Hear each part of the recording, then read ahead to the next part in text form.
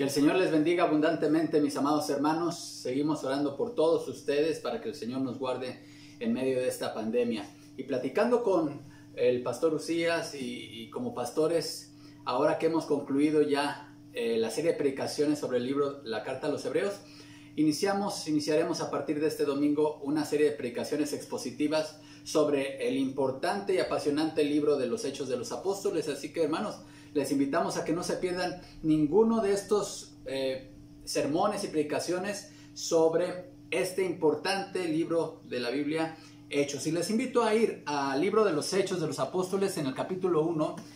Y voy a dar lectura a los primeros 3 versículos de este capítulo, Hechos 1, del 1 al 3. Dice así la palabra del Señor: En el primer tratado, oh Teófilo, hablé acerca de todas las cosas que Jesús comenzó a hacer y a enseñar, hasta el día en que fue recibido arriba, después de haber dado mandamientos por el Espíritu Santo a los apóstoles que había escogido, a quienes también, después de haber padecido, se presentó vivo con muchas pruebas indubitables, apareciéndoseles durante 40 días y hablándoles acerca del reino de Dios. Les invito a orar. Padre, gracias por tu palabra. Te rogamos tu bendición para que seas con nosotros a lo largo de esta serie de predicaciones expositivas sobre el libro de los Hechos que estamos iniciando como iglesia. Que tu palabra traiga el efecto que quiere traer a nuestras vidas, Señor, traiga bendición y que tu nombre sea glorificado en medio de tu pueblo. En el nombre de Cristo Jesús lo rogamos. Amén. Como en todos los inicios de estudio de algún libro, siempre es importante hablar de la introducción y el contexto en el cual se escribió. Y quiero iniciar esta introducción sobre el libro de los Hechos, hermanos, hablando acerca de la importancia que tiene el libro de los Hechos en el canon sagrado. ¿Cuál es la importancia del libro de los Hechos y específicamente en el Nuevo Testamento? Algunos incluso le han llamado el quinto evangelio. ¿Por qué? Porque inicia con la parte final del ministerio de nuestro Señor Jesucristo aquí en la tierra. Y además, hermanos, es el único registro histórico, el libro de los Hechos, sobre el nacimiento de la iglesia cristiana. Es el registro, de hecho, de los primeros 30 años del cristianismo. El libro de los Hechos es una base histórica de que el plan redentor de Dios también incluye al pueblo gentil.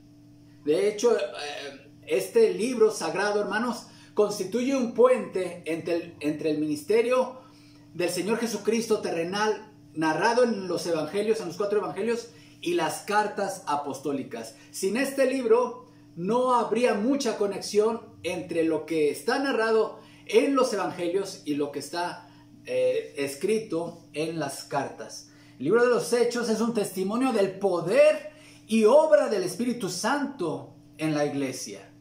El libro de los Hechos es el fundamento escriturario del cumplimiento de la promesa que hizo Jesucristo antes de ascender, cuando les dio la gran comisión: he aquí, yo estoy con vosotros todos los días hasta el fin del mundo. ¿Y cuándo dijo esa promesa? Después de haber dado la gran comisión. Ir, por tanto, ir por todo el mundo y anunciar el evangelio, ir a hacer discípulos a todas las naciones. Bueno, aquí vemos cómo en los primeros 30 años del cristianismo y en los primeros 30 años de obra misionera, esta promesa del Señor Jesucristo se cumplió. Y el libro de los Hechos da testimonio de ello.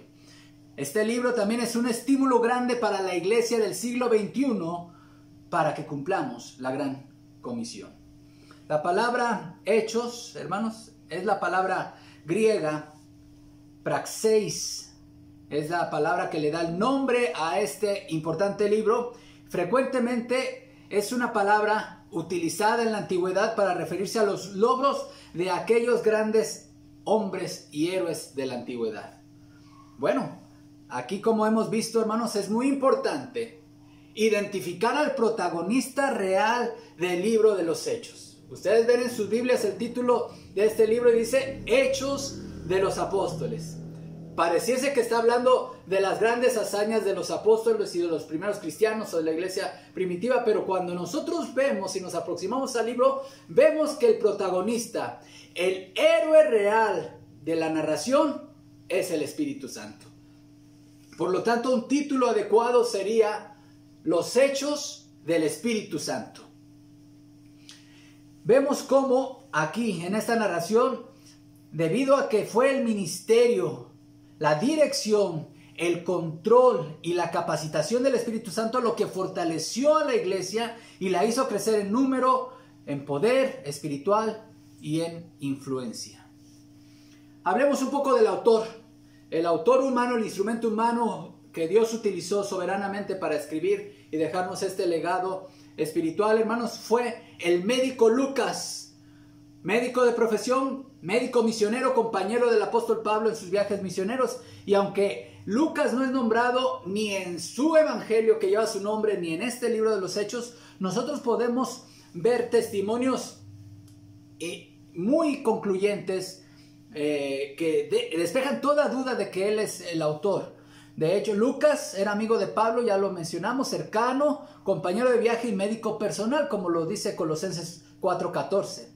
Pero además, este libro de los Hechos está lleno de referencias y de terminología médica que solamente alguien dedicado a esta profesión podía hacer.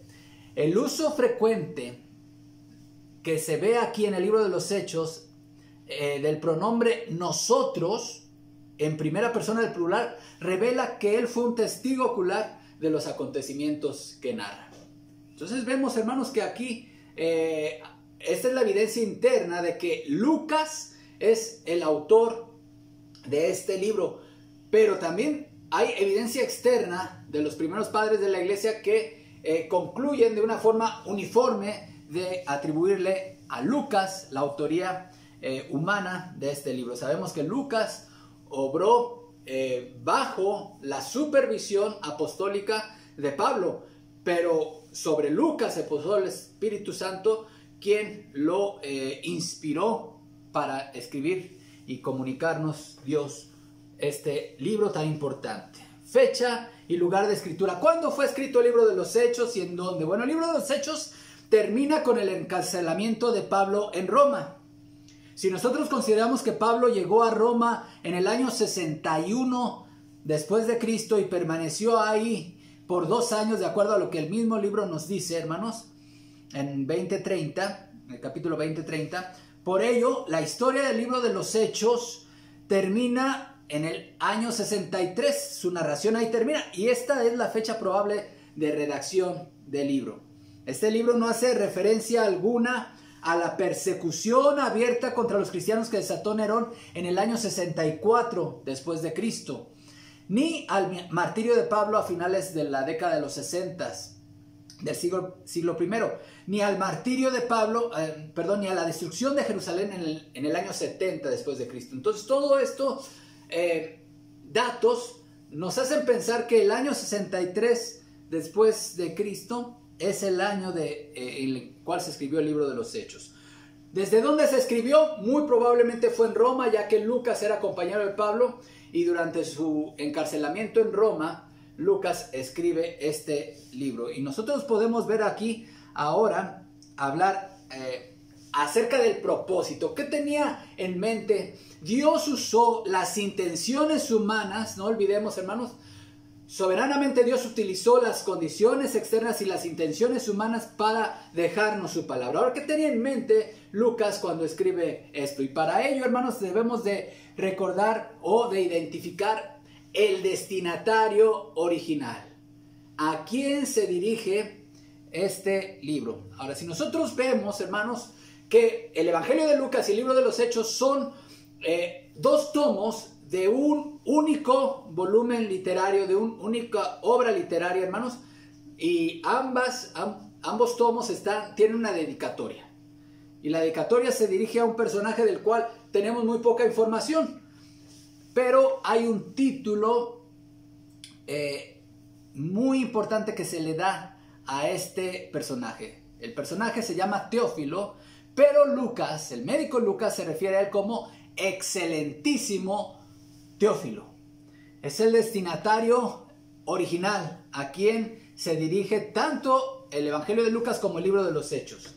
Dado que esto lo podemos ver, hermanos, que el propósito por el cual Lucas, la intención que tenía Lucas al escribir tanto su evangelio, el primer tomo, como el libro de los Hechos, el tomo 2, lo vemos en Lucas 1:1.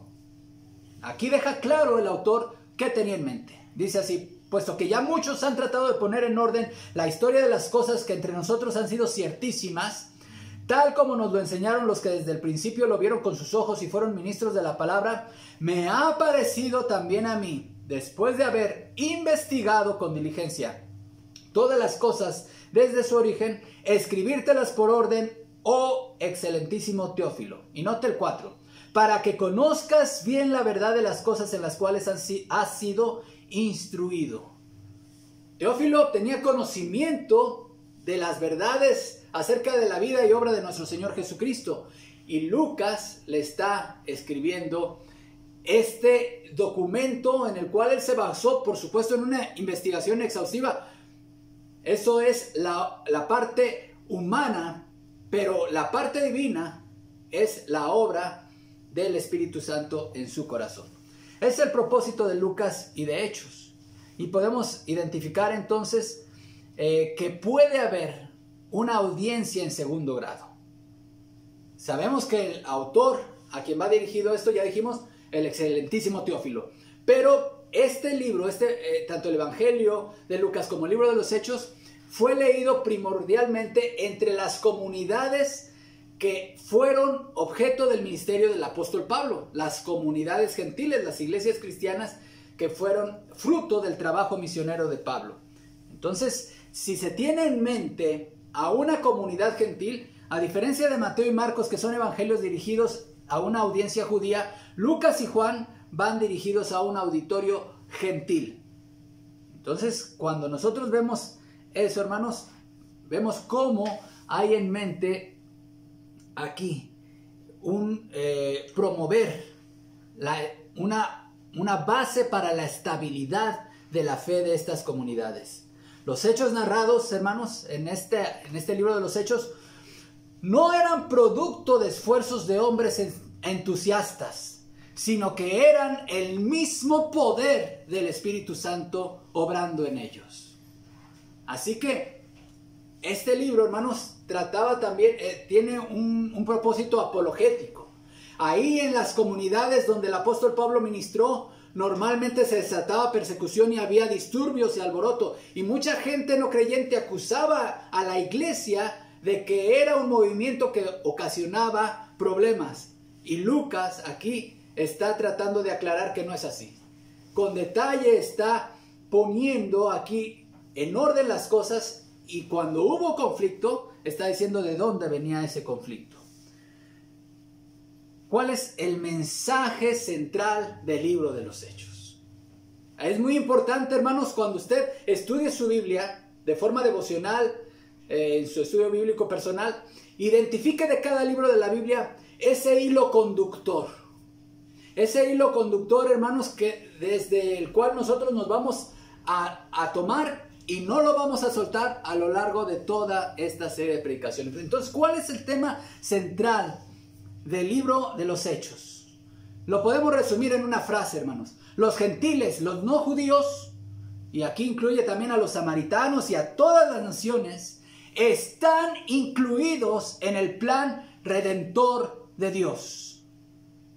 Entonces, repito, hermanos, ¿cuál es el mensaje central de este maravilloso libro? Los gentiles y todas las naciones están incluidas en el plan redentor de Dios. Por tanto, la evangelización del mundo es el gran tema del libro de los Hechos. Ahora, ¿cuál es el bosquejo, hermanos? Y si hay un libro fácil de bosquejar porque nos da en un versículo, y por cierto muy conocido, el bosquejo, ese es el libro de los Hechos. ¿Cuál es el bosquejo? Lo encontramos en Hechos 1:8, hermanos. ¿Qué dice Hechos 1:8? Pero recibiréis poder cuando haya venido sobre vosotros el Espíritu Santo, y me seréis testigos en Jerusalén, en toda Judea, en Samaria y hasta lo último de la tierra. Aquí está el bosquejo de Hechos. La introducción del libro abarca del capítulo 1 al capítulo 2, versículo 4. Y el testimonio de la iglesia en Jerusalén se da del capítulo 2, versículo 5, al capítulo 8, versículo 3. Después Lucas nos narra el testimonio de la iglesia en Judea, en Samaria, capítulos 8, del 8:4 al capítulo 12, versículo 25. Y finalmente, la última parte es el testimonio de la iglesia hasta lo último de la tierra.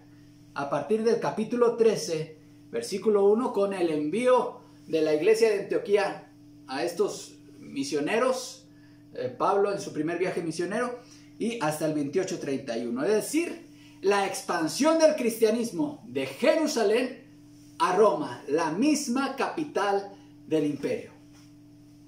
Principales doctrinas que encontramos en Hebreos. El establecimiento de la iglesia, dos principales: el establecimiento de la iglesia cristiana, hermanos, y la obra del Espíritu Santo. Algunas precauciones, sin embargo, deben ser dichas cuando nos aproximamos a este libro. Precauciones que cuando no se han tomado en cuenta, hermanos, cuando no se toman en cuenta estas precauciones, han surgido falsas doctrinas y falsa enseñanza, e incluso movimientos grandes, movimientos acerca de la obra del Espíritu Santo y de la persona del Espíritu Santo que hoy existen todavía, han surgido por no tener en cuenta estas precauciones sobre el libro de los Hechos. ¿Cuáles son ellas, hermanos? En primer lugar, reconocer la diferencia entre un libro bíblico que es descriptivo, como es este caso, y un libro normativo. Hechos es un libro descriptivo, no es un libro normativo. Lo cual, hermanos, no quiere decir que no podemos tener o encontrar enseñanzas prácticas, pero aquí nos está describiendo, es un libro histórico, está describiendo hechos. La parte normativa la encontraremos en las epístolas, pero toda norma o toda enseñanza práctica o todo mandamiento práctico que querramos extraer de hechos, hermanos, tiene que estar respaldado en las epístolas. Si no está respaldado en las epístolas, hermanos, mucho cuidado. Porque también aquí viene la otra precaución que debemos tener con el libro de los Hechos. Reconocer que los acontecimientos narrados corresponden a un periodo de tiempo de transición entre el antiguo pacto y el nuevo pacto. Y en los periodos de transición, hermanos, coexisten al mismo tiempo elementos del antiguo pacto y elementos del nuevo pacto. De tal manera, cuando nosotros no tomamos en cuenta estas precauciones, por el hecho de leerlo en el libro de los Hechos, lo tomamos como una norma. Y voy a dar un simple ejemplo cuando lleguemos aquí, ¿no? Cuando se eligió al sucesor de Matías, ¿no? Y a lo mejor ustedes dirán, bueno, es un ejemplo extremo porque ninguna iglesia lo lleva a la práctica. Pero alguien pudiera decir, bueno, como se eligió con base a echar suertes la decisión entre si iba a ser José o Matías el sucesor de Judas, entonces tendría que ser el criterio normativo para las iglesias para tomar una decisión y efectuar nombramientos. Por supuesto que no. Bueno, pero eso es un ejemplo extremo, pero como a estos podemos encontrar muchos otros ejemplos de cosas que vemos narradas aquí y que no necesariamente corresponden a mandatos para la iglesia. Para confirmar, y algo muy importante que debemos de tomar en cuenta en este periodo de transición, hermanos, para confirmar el hecho de que Dios estaba estableciendo un nuevo pacto, era necesaria la manifestación del poder divino a través de las señales como el hablar en lenguas y los milagros descritos en este libro. Así que ya llegaremos a esos episodios.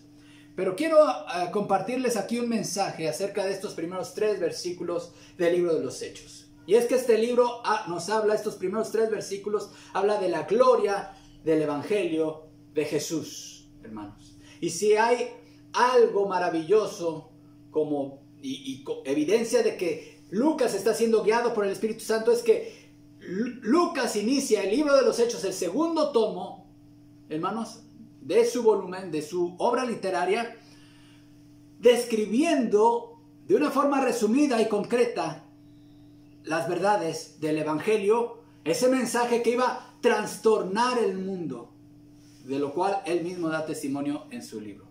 ¿Cuál era el mensaje que iban predicando en todas partes? Bueno, aquí vemos al médico Lucas hablando de este mensaje de una forma muy concreta, pero muy clara. Dice aquí en el versículo 1, en el primer tratado, se refiere al libro de Lucas, al Evangelio de Lucas, hablé acerca de todas las cosas que Jesús comenzó a hacer y a enseñar. Y aquí vemos el gran resumen que da el autor acerca de lo que hizo Jesús en su ministerio personal. Jesús hizo cosas y Jesús enseñó cosas. Pero eso no quiere decir que Jesús inició a hacer cosas y enseñar cosas, hermanos, en su encarnación. ¿Por qué? Porque Jesús ha existido desde toda la eternidad. Y su obra ha permanecido y existe por todos los siglos de los siglos. Y eso no quiere decir que Jesús terminó de hacer cosas y su ministerio ha cesado una vez que ha ascendido a los cielos. Pero vemos aquí que en esta enseñanza se concentra la importancia del Evangelio. El Evangelio, hermanos, es un mensaje. Es un mensaje que significa buen mensaje. Era el término que se utilizaba cuando el rey mandaba anunciar a todo su reino acerca de un acontecimiento importante en la familia, una boda real, el nacimiento de un hijo, y mandaba a sus heraldos a anunciar su evangelio con esa noticia. Bueno, aquí Jesús está enviando a sus apóstoles y comisionando a su iglesia para anunciar su evangelio, su buen mensaje, sus buenas noticias, hermanos. ¿Y en qué consiste este buen mensaje? Sigue diciendo aquí, hermanos. Hasta el día en que fue recibido arriba, después de haber dado mandamientos por el Espíritu Santo a los apóstoles que había escogido. ¿Qué hizo Jesús? Y aquí nos está diciendo que Jesús hizo cosas y enseñó cosas. Vamos a ver qué cosas son las que hizo Jesús. Versículo 3. A quienes también, después de haber padecido. Bueno, lo que hizo Jesús, hermanos, es que Él padeció. En primer lugar, eso es lo que hizo Jesús. Él padeció. Sus padecimientos fueron anunciados en el Antiguo Testamento y de una forma maravillosa están descritos, de una forma descriptiva y real en Isaías capítulo 53. Inicia este pasaje. ¿Quién ha creído a nuestro mensaje? ¿Y a quién se le ha revelado el poder del Señor? Creció en su presencia como vástago tierno, como raíz de tierra seca. No había en él belleza ni majestad alguna. Su aspecto no era atractivo y nada en su apariencia lo hacía deseable. Despreciado y rechazado por los hombres, varón de dolores, hecho para el sufrimiento. Todos evitaban mirarlo. Fue despreciado y no lo estimamos. Ciertamente Él cargó con nuestras enfermedades y soportó nuestros dolores, pero nosotros lo consideramos herido, golpeado por Dios y humillado. Él fue traspasado por nuestras rebeliones y molido por nuestras iniquidades. Sobre Él recayó el castigo, precio de nuestra paz, y gracias a sus heridas fuimos sanados. Todos andábamos perdidos, como ovejas. Cada uno seguía su propio camino, pero el Señor hizo recaer sobre Él la iniquidad de todos nosotros. Maltratado y humillado, ni siquiera abrió su boca. Como cordero fue llevado al matadero, como oveja enmudeció ante su trasquilador, y ni siquiera abrió su boca. Después de aprenderlo y juzgarlo, le dieron muerte. Nadie se preocupó de su descendencia. Fue arrancado de la tierra de los vivientes y golpeado por la transgresión de mi pueblo. Se le asignó un sepulcro con los malvados y murió entre los malhechores. Aunque nunca cometió violencia alguna, ni hubo engaño en su boca. Pero el Señor quiso quebrantarlo y hacerlo sufrir. Y como Él ofreció su vida en expiación, verá su descendencia y prolongará sus días y llevará a cabo la voluntad del Señor. Después de su sufrimiento, verá la luz y quedará satisfecho. Por su conocimiento, mi siervo justo justificará a muchos y cargará con las iniquidades de ellos. ¿De qué manera tan gráfica está describiendo los sufrimientos? Jesús, ¿qué hizo Jesús en su ministerio terrenal, padeció, sufrió, padeció. Y aquí está diciéndonos por qué padeció Jesús, hermanos.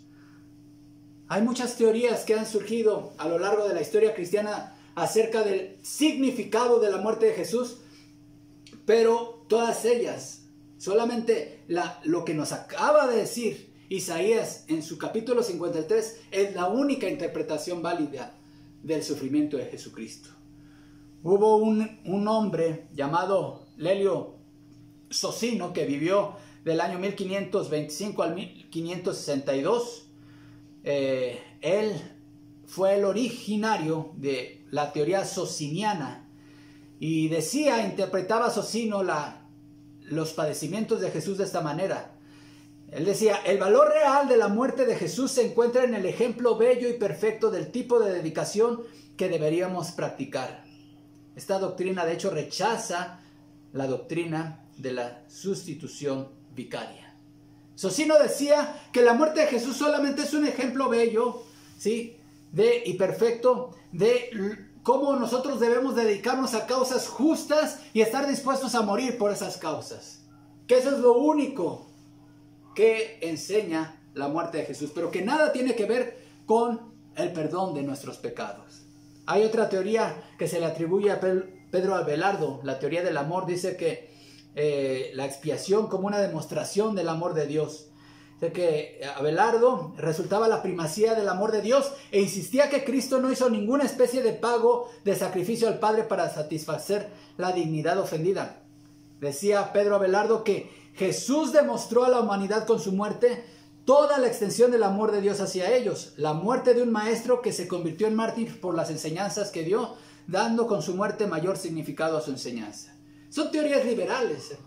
Decían, esta teoría de Abelardo decía que Jesús simplemente demostró su amor como un maestro que se entrega tanto a sus alumnos, a sus seguidores y a sus enseñanzas que está dispuesto a morir por ello. Tampoco es lo que la Biblia nos enseña. Hay otra teoría que no es la adecuada, hermanos. Esta se le atribuye a Hugo Grotius, que vivió de 1583 a 1645, un estadista, jurista y teólogo holandés. Grotius decía que Dios es el legislador que al mismo tiempo promulga y sostiene la ley en el universo. La ley, decía él, es consecuencia de la voluntad de Dios y él tiene la voluntad de alterarla o incluso de abrogarla. Su conclusión era que Jesús no tenía que morir para pagar ningún precio, porque Dios, así como estableció la ley de que el alma que pecare esa morirá, él también podía en cualquier momento con su autoridad eliminarla y poner otra ley. Así que nuevamente son teorías extrabíblicas falsas que le restan significado a la verdadera esencia de la muerte expiatoria de Cristo. Hay otra teoría, la teoría del rescate, que habla justamente sobre que la expiación es vista como una victoria sobre las fuerzas del pecado del mal. Es una teoría extrabíblica porque dice esta teoría que Jesús le pagó el precio a Satanás para librarnos de sus garras, según esta teoría extrabíblica. Pero ¿cuál es la correcta? ¿Cuál es el pensamiento correcto, la interpretación? ¿Cómo debemos de ver los padecimientos de Jesús de acuerdo al testimonio bíblico, hermanos? Es lo que enseñó, lo que nos dice la misma palabra de Dios, hermanos, de que Cristo murió para satisfacer un principio que está en la naturaleza del Padre. El rescate, sí hubo un pago de un rescate, pero este rescate se pagó para satisfacer las demandas de justicia divina. Cristo, al ser Dios hombre, no merecía la muerte, así como pudo servir como satisfacción a las demandas de justicia del Padre. Quiere decir que Jesús en su muerte nos demostró dos cosas acerca de Dios. ¿Cuánto nos ama Dios? Como dice Juan 3:16, porque de tal manera amó Dios al mundo que ha dado a su Hijo unigénito para que todo aquel que en él cree no se pierda, mas tenga vida eterna. ¿De qué nos habla la muerte de Jesús? Del gran amor de Dios. Pero también la muerte de Jesús nos habla de otra cosa muy importante, otro aspecto muy importante de la naturaleza de Dios, que es su justicia, hermanos. La justicia de Dios. En Romanos 3:23 dice, por cuanto todos pecaron y están destituidos de la gloria de Dios, no alcanzan la gloria de Dios, siendo justificados gratuitamente por su gracia mediante la redención que es en Cristo Jesús, a quien Dios puso como propiciación por medio de la fe en su sangre. Note esto, para manifestar su justicia, a causa de haber pasado por alto en su paciencia los pecados pasados, con la mira de manifestar en este tiempo su justicia, a fin de que Él sea el justo y el que justifica al que es de la fe de Jesús. ¿Qué nos mostró en la cruz de Jesucristo? Dios, hermanos, su amor, pero también nos manifestó su justicia. ¿Cuánto nos ama Dios? ¿Quieres conocer el amor de Dios? Ve la cruz. ¿Quieres conocer qué tan justo es Dios? Ve la cruz. Porque en la cruz, dice la palabra de Dios, Dios no escatimó, no perdonó ni a su propio Hijo, sino que lo entregó por todos nosotros. Dios no le dio un trato preferencial a su santo Hijo en la cruz, hermano. Dios es justo. Su muerte fue en sustitución de los pecados nuestros, hermanos. Ese es el significado, padeció. Y es el evangelio que esparcieron los apóstoles y que veremos en el libro de los Hechos. Pero también vemos aquí, hermanos, en este mismo pasaje, versículo 3 del capítulo 1 de Hechos, dice, a quienes también después de haber padecido, se presentó vivo, con muchas pruebas indubitables, apareciéndoseles durante 40 días y hablándoles acerca del reino de Dios. Cristo no solamente padeció, sino que se presentó vivo. Y la resurrección de Jesús, hermanos, es un hecho histórico verificable. Aquí dice Lucas, hermanos, en su forma elevada de redactar y de usar el griego, dice que se presentó vivo con muchas pruebas indubitables. Es decir, pruebas de que era real su resurrección que nadie pudo negar. ¿Sí, hermanos? ¿Qué hizo Jesús, hermanos? Al incrédulo Tomás, mete aquí tu mano y ponla en mi costado, y no seas incrédulo, sino creyente. Vemos también a Jesús comiendo en la playa con sus apóstoles un pescado. Si fuese una visión únicamente, hermanos, si hubiese sido una apariencia nada más, ¿cómo podría haber consumido pescado el Cristo resucitado? Porque era real su resurrección. Hubo más de 400 testigos, hermanos, que lo vieron vivo. ¿Alguien podría estar dispuesto a ser torturado? Alguien podría estar dispuesto, hermanos, a ser torturado, incluso a morir por alguna cosa que él cree que es verdad, pero está engañado y es falsa. Pero es posible, y mucha gente ha estado dispuesta a morir por una mentira que creían que era verdad. Pero nadie, escúcheme bien, nadie estaría dispuesto a ser torturado y a morir por algo que él sabe que es mentira. Si los apóstoles sabían que Jesús en realidad no había resucitado, ellos podrían haber evitado el martirio, hermanos. Simplemente con haber confesado su mentira y haber presentado el cuerpo del Señor. Era humanamente imposible violar una guardia romana. El sepulcro del Señor estaba custodiado por una guardia romana. Y los apóstoles, hermanos, no estaban en su mejor estado emocional en ese momento como para tomar valor y enfrentar a esa guardia romana. Cada uno de esos soldados estaba entrenado con el entrenamiento militar más avanzado de la época, y un grupo de pescadores atemorizados, escondidos, nunca iba a poder enfrentar a esa guardia romana. Así que era humanamente imposible violar esa guardia romana y enfrentarla.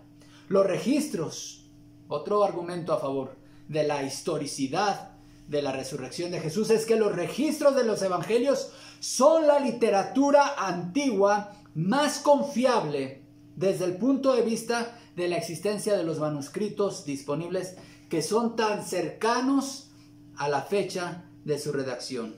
Y no hay ningún otro documento histórico de la antigüedad que iguale la disponibilidad de documentos antiguos como lo tiene el Nuevo Testamento, hermanos. Ahí están.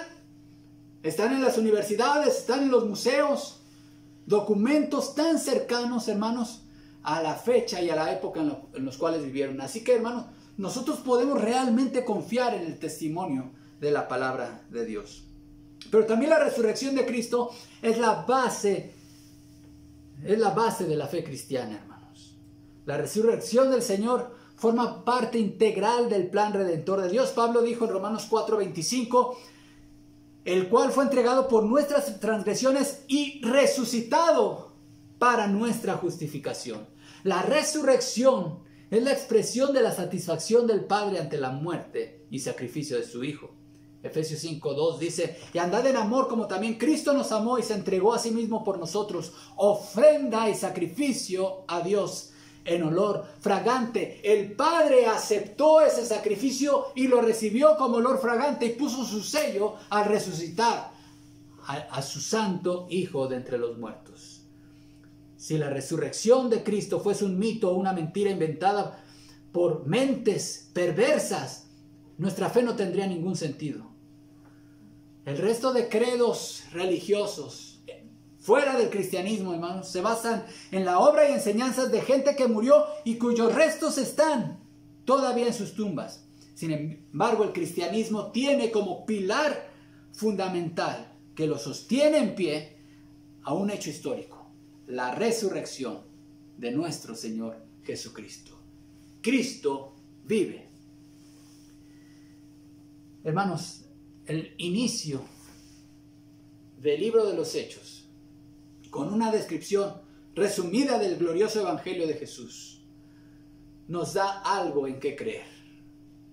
Dice la palabra de Dios que nosotros somos llamados a creer en Cristo. El que cree en el Hijo tiene vida eterna, pero el que rehúsa creer en el Hijo no verá la vida, sino que la ira de Dios está sobre él. Ahora, hermanos, el evangelio es un mensaje que lo necesitamos todos. Lo necesita el inconverso, aquel que no ha creído en Cristo, aquel que vive en sus pecados, aquel que todavía está preso del poder del pecado y de su carne y de sus deseos y de sus pasiones. Pero también lo necesita el religioso. No importa de cuál religión sea, incluso si fuese la religión evangélica. Aquel que confía en algún acto religioso que hizo alguna vez en su vida, pero que sigue viviendo en el pecado, que su vida sigue siendo gobernada por el poder del pecado y sigue haciendo la voluntad del diablo y de su carne. Aquel que vive en los placeres, aquel que cierra su corazón a la necesidad humana, aquel que vive para glorificarse a sí mismo, ese hombre, no importa cuán religioso sea, necesita el evangelio, necesita creer en Cristo. Pero también lo necesitamos los verdaderos creyentes, aquellos que por la gracia de Dios estamos seguros del perdón de nuestros pecados y vemos en nuestra vida, por la gloria de Dios, fruto de la obra redentora y santificadora del Señor, hermanos. Nosotros necesitamos también el evangelio. El evangelio no es un mensaje que tú necesitas creer una vez en tu vida, en un punto en el tiempo, sino que es algo en lo cual debemos mantenernos creyendo hasta el último momento de nuestra vida. Desde el primer momento en que creímos el evangelio, hoy creo en el evangelio, mañana creeré en el evangelio, todos los días de mi vida me mantendré creyendo en el evangelio. Y nosotros debemos de profundizar en estas verdades, hermanos. Se ha dicho muchas veces que el evangelio es un mensaje tan sencillo que hasta un niño pequeño ya en cierta edad puede entenderlo, y es verdad. Pero cuando nos aproximamos a la palabra de Dios, vemos, hermanos, que el Evangelio, las verdades que contiene acerca de la muerte y resurrección de Jesucristo, hermanos, son tan profundas que nunca las podremos comprender en toda su plenitud. Así que no solamente debemos de creer en el Evangelio, debemos de vivir en el Evangelio y profundizar en el Evangelio.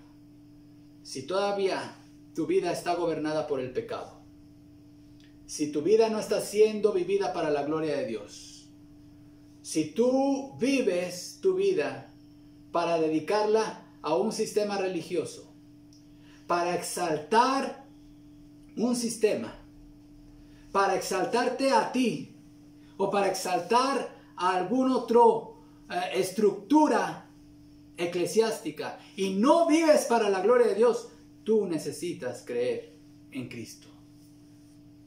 Aún estás en tus pecados. Ven a Cristo, entrégate a Él y cree en su Evangelio. Vamos a orar. Señor, gracias por tu palabra. Te rogamos que tu Evangelio sea el eje rector de nuestra vida, sea el eje rector de nuestra vida en lo personal, pero también en nuestra vida de iglesia, que sean vidas basadas en el Evangelio. De tal manera que nada de lo que hagamos quede fuera de las implicaciones y demandas que tu Santo Evangelio tiene. Ayúdanos, Padre Santo, a mantenernos creyendo en tu Evangelio, pero ayúdanos a mantenernos viviendo en el Evangelio. Danos tu gracia, Señor. Danos tu poder. En el nombre de tu Hijo Jesucristo oramos. Amén. Dios les bendiga.